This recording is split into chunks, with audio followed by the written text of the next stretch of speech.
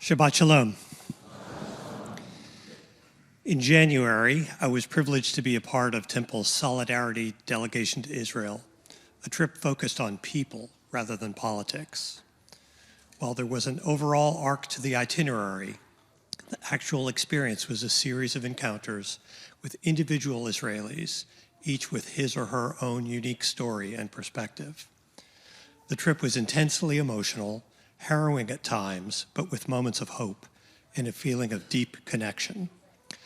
Rabbi Stern and others who have spoken about the trip before me have already described many of the people we met and things we saw, offering a hint of their impact on the 13 of us.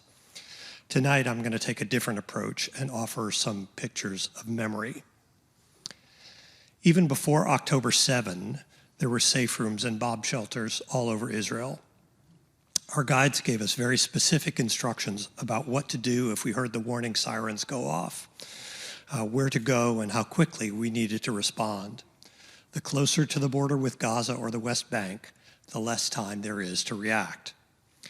For some residents of the Gaza envelope, like Kibbutz Nir Oz and Aya's home at Nir Yitzhak, the interval is less than 15 seconds between the warning and when rockets could explode. Many shelters are standardized, concrete boxes with 12-inch thick walls and roof, mass-produced and then delivered all over Israel so that people are never too far from a shelter. At some of the bus stops we passed in the agricultural South, the only shelter was the bomb shelter, and people from the Nova Festival took refuge in some of those on October 7th. The thing is, those small modular shelters are designed to protect against rockets from above, not against an invading force with guns and grenades. Most of them don't even have a door. Some of the shelters we saw were painted in solid colors, others with decorative murals and even mosaics.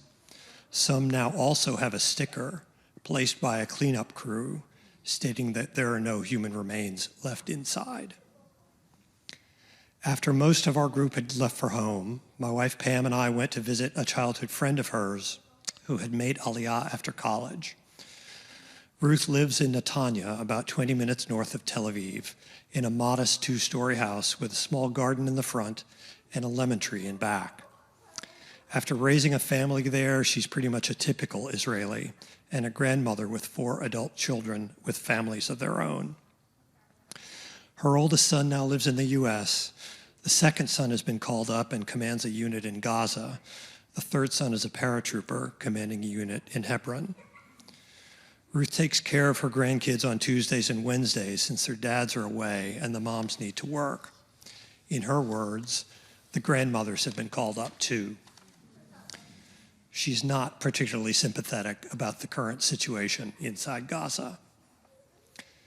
After visiting for a while, we took a walk to enjoy the beautiful day, first through quiet residential streets and then past tall apartment towers to stand on the beach and look out at the Mediterranean Sea.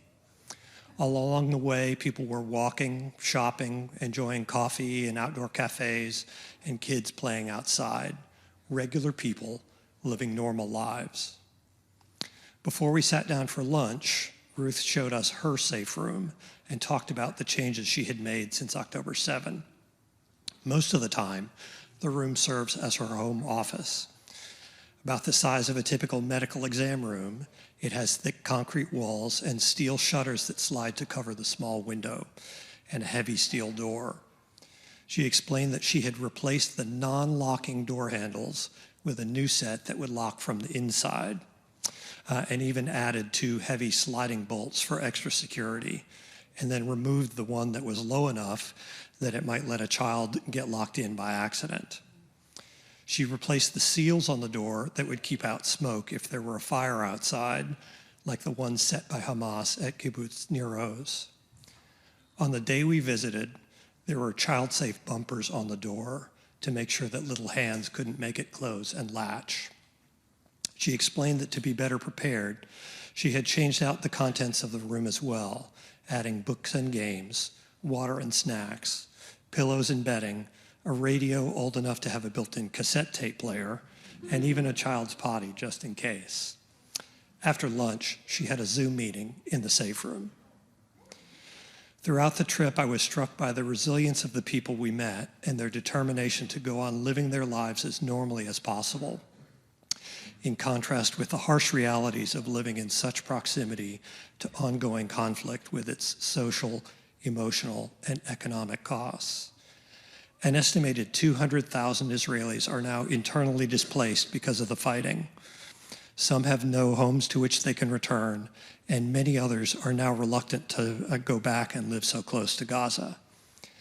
Everyone we met knew someone who was killed or taken hostage or serving in the military, and some had themselves escaped from attack on October 7th. At the same time, each person we met seemed genuinely happy that we as American Jews were there to hear to bear witness, to listen to their stories, and to stand with them in solidarity. Am Yisrael Chai, and Shabbat Shalom.